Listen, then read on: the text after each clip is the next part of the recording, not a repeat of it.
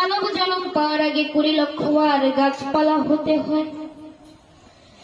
আম জাম জামরুল কত গাছ হয়েছি, মুক্তি পেলাম কবে জানো, যেদিন এই তুলসী বৃক্ষ রূপে আমার জন্ম হলো।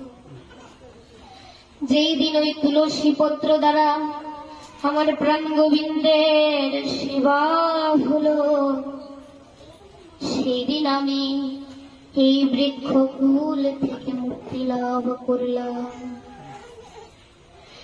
এরপরে 9 লক্ষ বার জলে জন্ম, নানা ধরনের জলজ প্রাণী হলাম, সামুদ্রিক কীট হলাম, নানা রকম সামুদ্রিক কীট হতে হতে যেদিন আমি শঙ্খ কুলে জন্ম নিলাম এবং ওই শঙ্খ দ্বারা আমার প্রাণ গোবিন্দের সেবা হলো, সেদিন আমি জলজ কুল থেকে মুক্তি লাভ করলাম।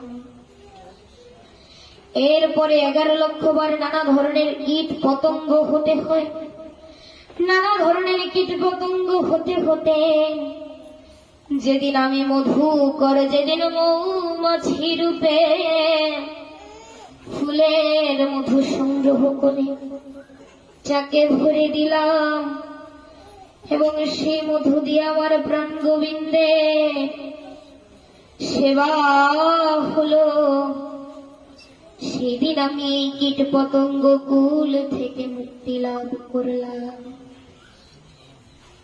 এরপরে 10 লক্ষ বার পক্ষী কুলে জন্ম, নানা ধরনের পক্ষী হলাম, নানা ধরনের পক্ষী হতে হতে যেদিন আমি ময়ূর কুলে জন্ম নিলাম এবং আমার ওই পলকে দ্বারা আমার প্রাণ গোবিন্দের চূড়া তৈরি হলো এবং সেই চূড়া যখন আমার ওই কৃষ্ণের মস্তকে স্থাপন করা হলো, সেদিন আমি এই পক্ষী কুল থেকে মুক্তি লাভ করলাম। এরপরে 30 লক্ষ বার নানা ধরনের পশু হতে হয়, কুকুর বেড়াল হাতি ঘোড়া কত কিছুই না হতে হয়েছে। যেদিন আমি ধেনু কুলে জন্ম নিলাম, নিতাই গরু হরি বল। দেখুন ভাগবতগণ, এই মনুষ্য জন্মের পরবর্তীতে যদি কোনো সার্থক জন্ম থেকে থাকে তবে তা হলো এই ধেনু জন্ম। এর কারণ বলে, কারণ হচ্ছে এই ধেনুই এতটা পবিত্র দুগ্ধ অর্থাৎ দুগ্ধ উৎপন্ন করতে পারে যার দ্বারা আমার প্রাণ গোবিন্দের সেবা হয়, নচেত অন্য কোন প্রাণী কিন্তু তার পারে না। নিতাই গরু হরি বল।